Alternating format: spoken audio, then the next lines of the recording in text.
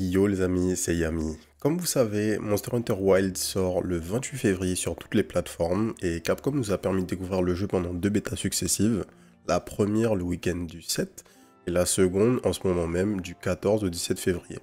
Donc comme vous le savez, si vous suivez la chaîne Twitch, j'étais encore hésitant sur le fait de jouer ou non à Wilds et j'attendais la bêta pour me décider.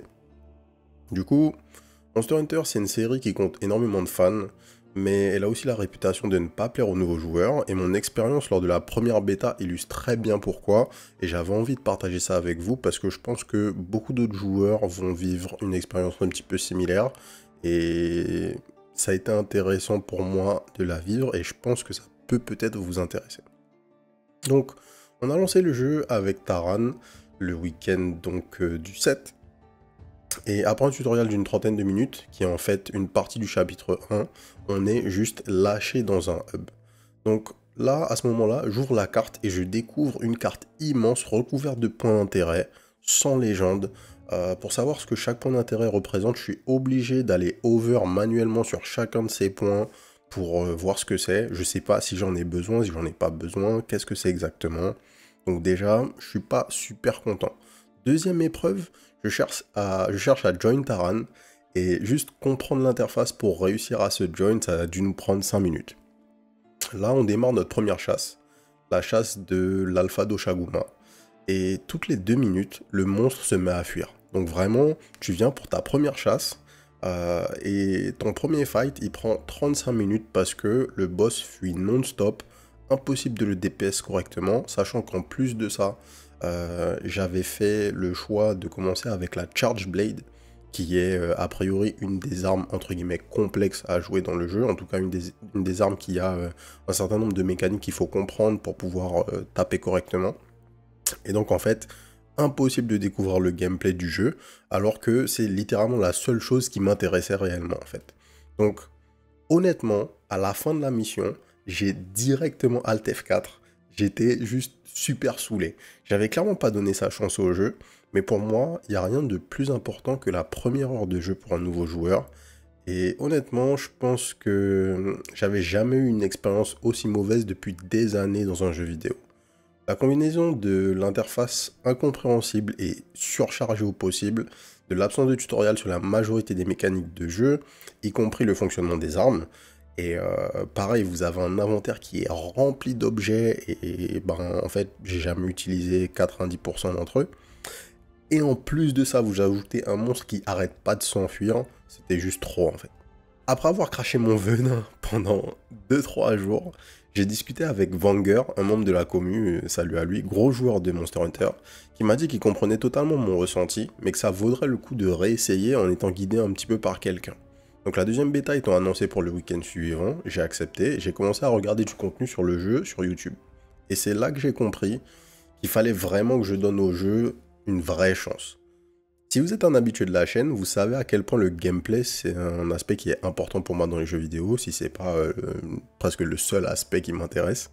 Et s'il y a bien quelque chose sur lequel Monster Hunter peut vous offrir une expérience unique, c'est le gameplay. Il faut savoir que dans Monster Hunter, vous avez 14 armes différentes qui sont disponibles. Toutes disposent d'un gameplay et de mécaniques qui sont uniques et qui vont vraiment ressembler à aucune arme que vous avez testée dans aucun autre jeu, ça je peux vous l'assurer. Et le point qui revient souvent, c'est que Monster Hunter, c'est un jeu qui est lourd. Vous voyez, c'est un jeu qui est caractérisé par une certaine lenteur. Chacune de vos actions a beaucoup d'inertie. Et vous n'avez pas la possibilité de cancel n'importe quand, comme n'importe quel autre jeu d'action. Et quand vous regardez un joueur plus expérimenté se battre contre un boss, ce choix, il prend tout son sens, en fait. Parce que le jeu, il va se transformer en une véritable danse entre le chasseur et le monstre, où chaque déplacement est fait au bon moment, chaque esquive est vraiment millimétrée, et chaque attaque, quand elle touche, elle est extrêmement satisfaisante. Et en voyant ça, en voyant la profondeur de chacune des armes qui étaient disponibles, les différences dans le gameplay et les possibilités de skill expression pour chacune des armes, je savais qu'il fallait que je reteste.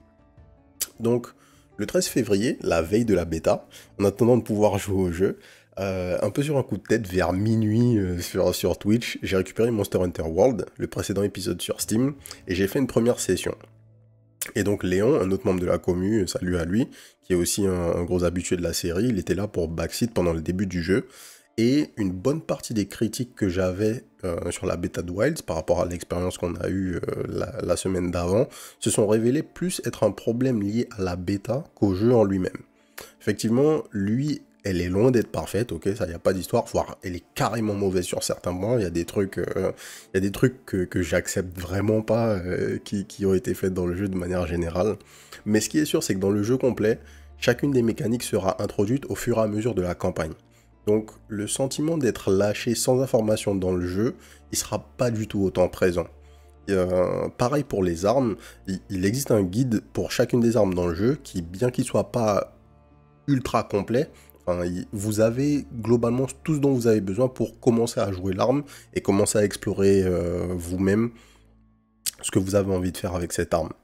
Pareil, le hub, ok, il est un petit peu bizarre au début, mais il reste simple à comprendre à partir du moment où on se l'approprie.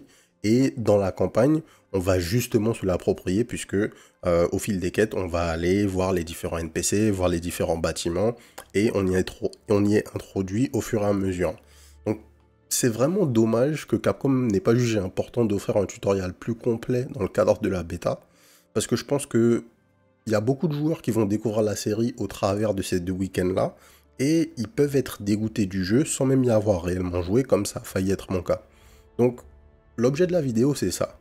Si comme moi, vous n'avez jamais joué à un Monster Hunter, et que vous avez essayé la bêta, mais que vous n'avez pas été convaincu, à minima, à sa sortie, jetez un œil sur du contenu autour du jeu.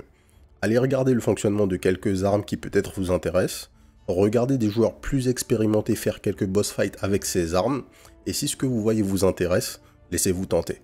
En tout cas, moi mon choix il est fait, et vous pourrez me retrouver à partir du 28 en live sur la chaîne Twitch, twitch.tv/le_dozer, comme d'hab. Et sur ce, je vous souhaite une bonne soirée. Peace.